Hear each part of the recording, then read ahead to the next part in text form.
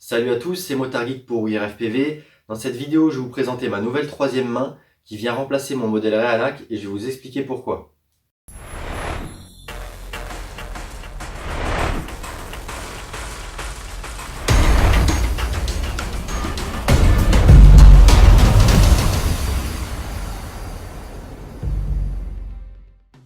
Donc voilà, ma nouvelle troisième main. Ce modèle-là, je l'ai découvert sur Facebook, je sais plus quel groupe, ni même quelle discussion ou quelle page. Quoi qu'il en soit, en la voyant, je me suis clairement dit que ça avait l'air beaucoup mieux, enfin en tout cas, mieux que ma bonne vieille troisième main, la Realac, qu'on vous a déjà présenté sur la chaîne. Donc je vais vous épargner l'unboxing. Vous avez pu le voir sur les réseaux sociaux, c'est livré dans ce petit carton.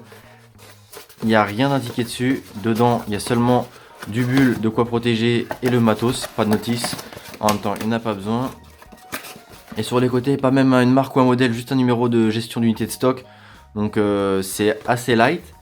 Même sur la page produit de Banggood, on retrouve pas la marque. Par contre là, on peut voir épais, épaille, EPAI, je sais pas comment ça se prononce. Est-ce que c'est une marque ou pas? Ou j'ai pas trouvé quoi que ce soit sur Google à ce sujet-là. Bref, peu importe. C'est un produit qui est quand même pas donné parce qu'il vaut entre 40 et 50 euros en fonction des promos chez Banggood. Mais je peux vous assurer que c'est beaucoup plus agréable à utiliser que cette bonne vieille pince. Donc au montage, c'est très simple. Donc la troisième main est livrée avec 4 bras, 4 petites pinces crocodile, avec dessus des embouts en caoutchouc qui sont pas installés, il faut les installer. Et ça, c'est du caoutchouc super épais, ça protège vachement mieux l'électronique lorsque ça pince. Là, j'ai pas mal au doigt, alors que si je me pince avec celle-ci, où j'ai juste mis de la gaine thermo, pas assez épaisse pour le coup. On voit d'ailleurs qu'elle s'est abîmée, hop, sur les embouts. Ça peut abîmer l'électronique et ça peut faire mal si on se pince avec. Donc c'est livré avec 4 petites pinces crocodile et 4 embouts en caoutchouc. Et il y a une 5e pince crocodile que j'ai pas sous le coude en spare, sans son caoutchouc de protection. Ensuite, on a ces petites molettes là qui sont pratiques du coup pour venir verrouiller la position de la pince. Sur la page produit de chez Banggood, ce sont pas des petites molettes, on a juste une vis là avec un trou pour une clé 6 pans, la clé BTR, une clé Allen. Je trouve que c'est quand même plus pratique que ce soit livré avec ça. J'ai été agréablement surpris de me retrouver face à cette petite molette. Donc voilà, 5 pinces crocodile, 4 paires de protection en plastique et donc 4 bras. Les bras, tout simplement, il faut venir les visser sur la partie centrale. Partie centrale du coup qui pivote, ça c'est super pratique. Et donc voilà, sur la partie centrale, ça se visse et ça se dévisse très simplement. Contrairement à cette pince où déjà il fallait assembler les embouts là qui étaient vraiment assez compliqués à rentrer les uns dans les autres. Et ici les pas de vis n'étaient pas forcément géniaux. Et en plus on peut voir là que ça bouge encore. Seul inconvénient, voilà, c'est que quand on bouge la pince, elle a tendance à se dévisser. Ça nous a aussi été signalé par des personnes qui nous suivent sur Facebook. Donc le plus simple, hein, là je ne l'ai pas fait pour la démo, mais moi clairement je vais y mettre du frein filet. Comme ça sera verrouillé, ça bougera plus. Et ensuite on pourra le manipuler sans que ça se desserre. Donc comme vous pouvez le voir là lorsque je la fais pivoter, il reste 2 emplacements de libre une fois qu'on a mis les 4 bras. Donc ça peut se transformer en 6 bras comme la Realac. Ça c'est bon à savoir pour ceux qui en ont besoin de plus. Personnellement, je vais rester sur 4 bras. J'ai jamais eu besoin dans le montage de quad et d'autres bricolages que je fais dans l'atelier parce que je fais pas que du drone de plus de 4 bras. À la petite différence de la Realac, on n'a pas de ventilo livré avec, ventilo USB pour extraire la fumée des soudures. Je sais pas si c'est très intelligent de ma part et très secure, très safe. Mais je l'ai quasiment jamais utilisé. J'évite de me mettre le nez au-dessus de la fumée que peuvent générer mes soudures. Mais bon voilà, faut le savoir sur ce modèle là, il n'y a pas de petit ventilo. Quoi qu'il en soit, c'est un ventilo accroché à la pince. Donc ça vaut pas grand chose sur internet. Je pourrais même récupérer celui-ci pour la mettre sur celle-là.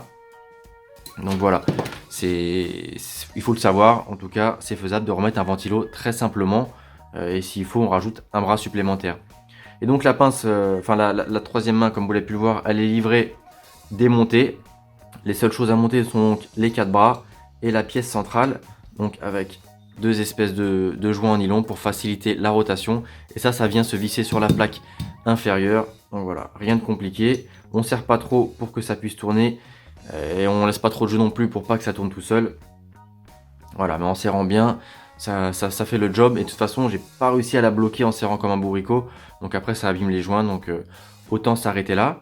Voilà, je crois que c'est à peu près tout. Sinon, donc à l'usage, voilà, on peut le voir, hein, les bras, c'est un peu comme des flexibles de douche, hein. Il y a Rilly, je crois, qui m'a mis sur Facebook lorsque j'ai demandé ce que c'était, la petite boîte non assemblée, c'était des tuyaux de douche. J'ai eu d'autres réponses que je citerai pas dans la vidéo, un peu crado. Mais bon, la vérité, c'est que c'était une troisième main.